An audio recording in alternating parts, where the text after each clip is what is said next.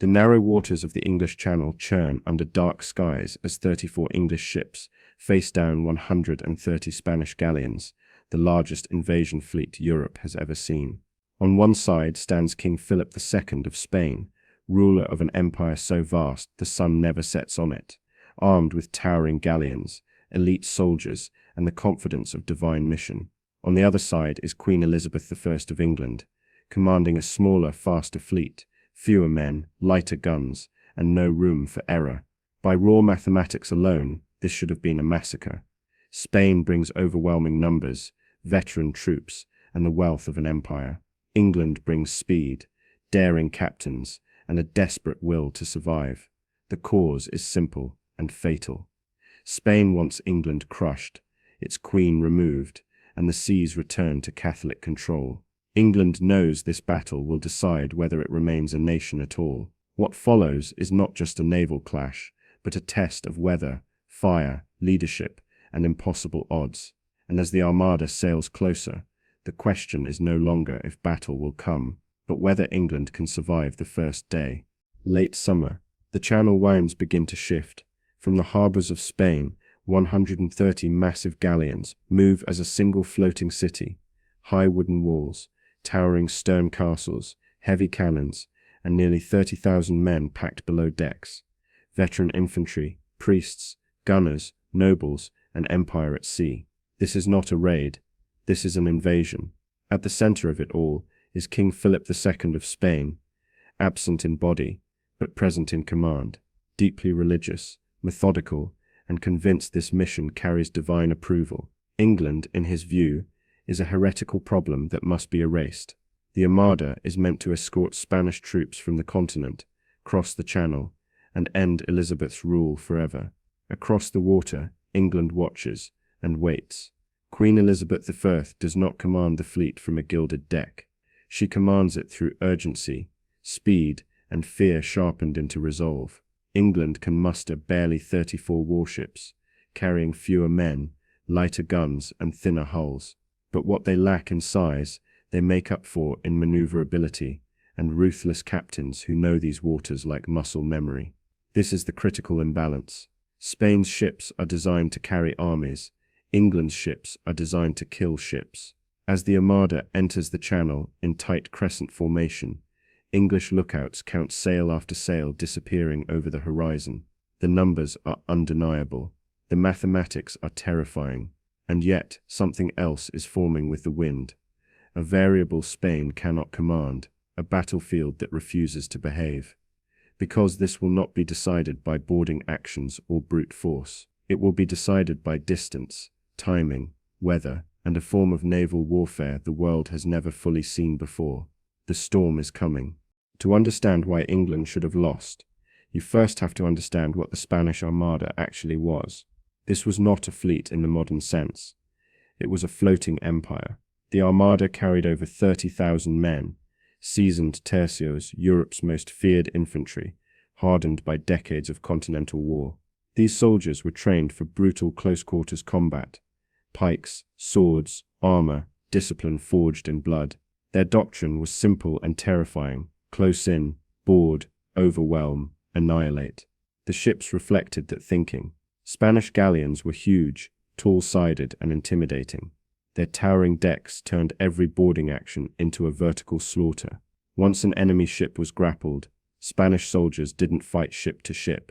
They fought fortress to fortress, and Spain had done this before. Successfully, across the Mediterranean and the Atlantic, this formula had crushed pirates, rebels, and rival fleets. Numbers plus discipline plus faith. That was the equation Philip trusted. But here's what the chronicles don't tell you. The Armada was slow, heavily loaded, deep draft, built for endurance, not agility. In calm seas, that didn't matter. But the English Channel was not calm, and it never stays predictable for long. England understood this. Elizabeth's fleet was smaller, yes, but it was built differently. Long, low hulls, faster turns, guns designed to fire again and again, not just once before boarding. English captains had no intention of letting the Spanish come close. As the Armada advances in its rigid formation, The English fleet shadows it, like a pack of wolves, never engaging fully, never retreating, always testing range and reaction. Cannon fire begins to echo across the water. Shots splash wide. A few strike wood. Damage is light, but the message is clear. This will not be a traditional naval battle. Spain wants contact, England wants distance, and every hour the Armada spends in the Channel, supplies drain, fatigue builds, and the weather grows more unstable. Because the English are not trying to win yet. They are waiting for the moment when Spain's greatest strength, its size, becomes its greatest weakness. And when that moment comes, the Channel itself will turn against the Armada. By the time the Armada anchors near Calais, tension is stretched to its limit. Spain believes it has succeeded in the first phase. The fleet has survived the Channel. The crescent formation still holds. Losses are minimal. From the Spanish perspective, this is control. But from the English perspective, this is opportunity. Because here's what the chronicles don't tell you. Anchoring was the most dangerous thing the Armada could do. The Spanish ships drop anchor in tight formation, close together, sails furled, crews exhausted. Thousands of men sleep packed below decks, armor stacked, weapons stored, horses restless in their stalls. That night, the wind shifts. English commanders don't call a council. They don't debate. They act. Shortly after midnight, 8 English fireships are cut loose and sent drifting directly toward the anchored Armada. No flags, no warning, just burning hulls packed with pitch, tar, and gunpowder, pushed by wind and tide. From a distance, it looks like the entire English fleet is on fire. Panic spreads instantly. Spanish captains shout orders. Anchors are cut in haste. Chains slashed to escape collision. Ships collide in the darkness. Formation collapses. And here's the key detail. The fireships barely destroy anything, but they destroy discipline. By dawn, the Armada is scattered, disorganized, and drifting toward open water, exactly where England wants it. As the smoke clears, English guns open fire again, this time with precision. They keep their distance, hammering Spanish hulls from range, punching holes they cannot easily repair. Spanish gunners respond, but their heavy cannons are slower, harder to reload, and less accurate in rough seas. The mathematics begin to shift, not because Spain is weak, but because the battle is no longer being fought on Spain's terms. And now, with anchors lost, formation broken, and the wind driving north, the Armada faces a decision it never planned to make. Fight on, or surrender control of the sea entirely. The Channel has chosen its side. By morning, the Spanish Armada is no longer an invading fist. It is a scattered mass of wounded giants. The fireships did not burn the fleet, but they shattered its geometry. Anchors lie abandoned on the seabed. Ships drift out of position. Signals are missed. Orders are delayed. The perfect crescent formation, the backbone of Spanish naval doctrine, is gone, and in naval warfare, formation is survival. The English immediately exploit this. Their ships do not charge. They circle. Fast, low-slung vessels cut across the wind, sliding into firing positions, unleashing cannon volleys, then slipping away before Spanish gunners can respond. English cannons fire again and again. Reload, fire, reload, turning the battle into a war of distance and attrition. Spain's ships were never designed for this. Spanish guns are heavier but slower.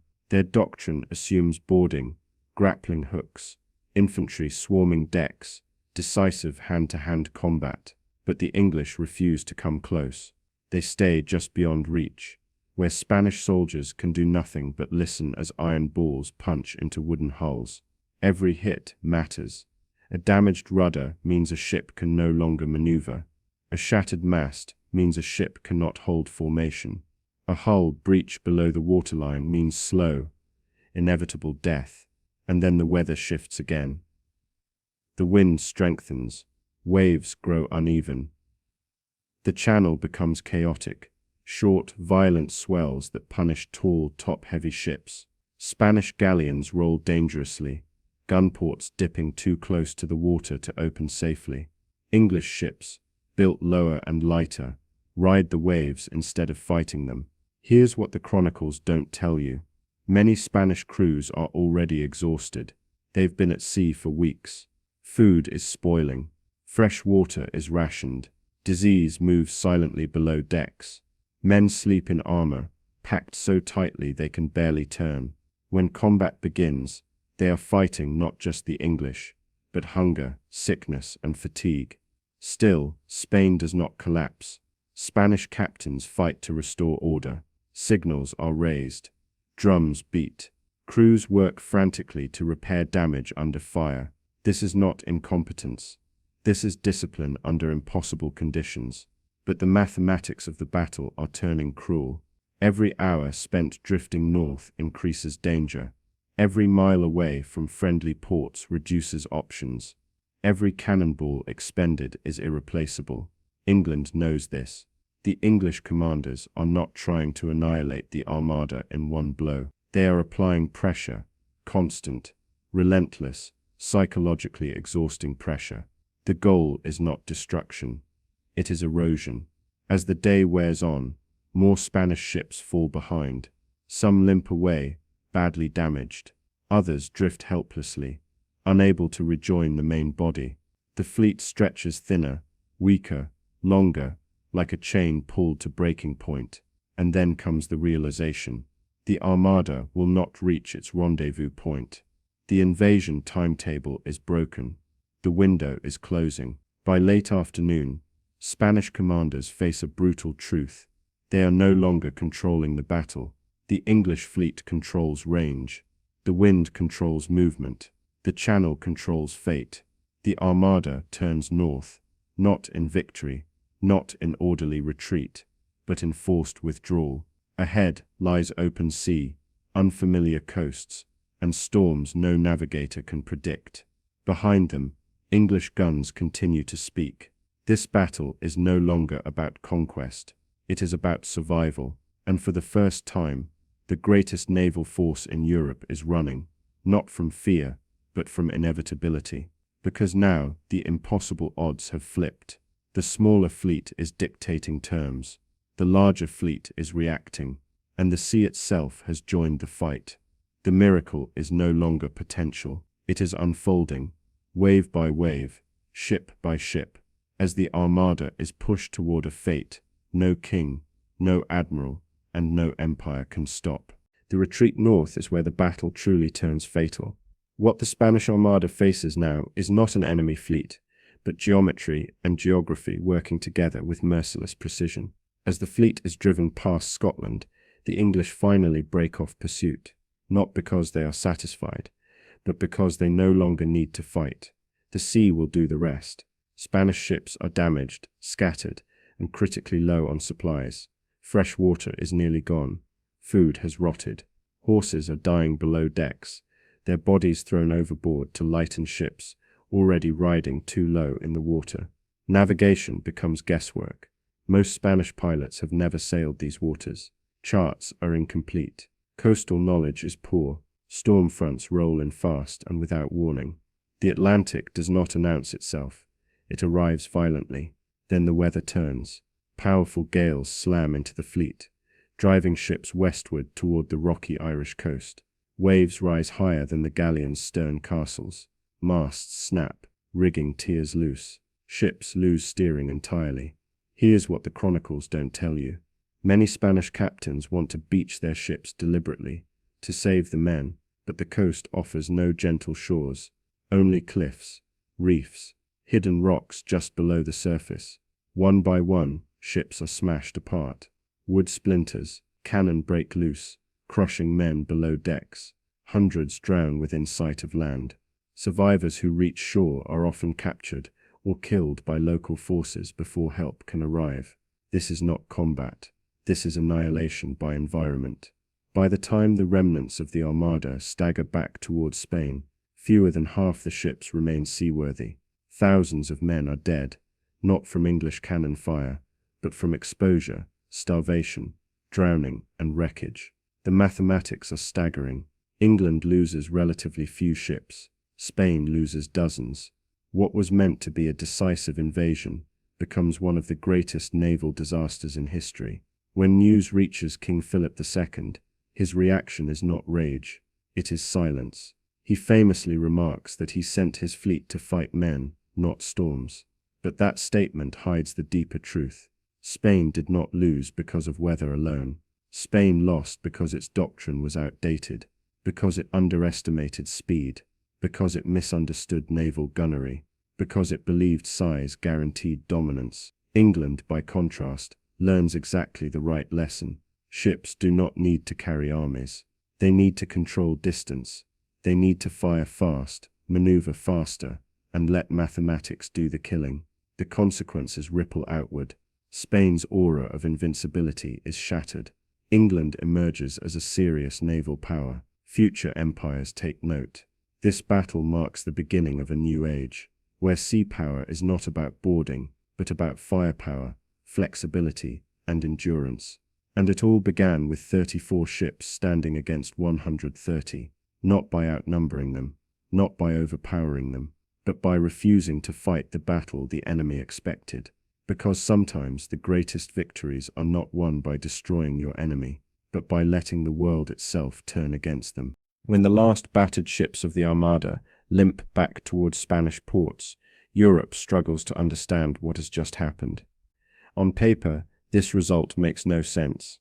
Spain possessed more ships, more men, more money, more experience in imperial warfare, and yet, the outcome is undeniable. The invasion has failed completely.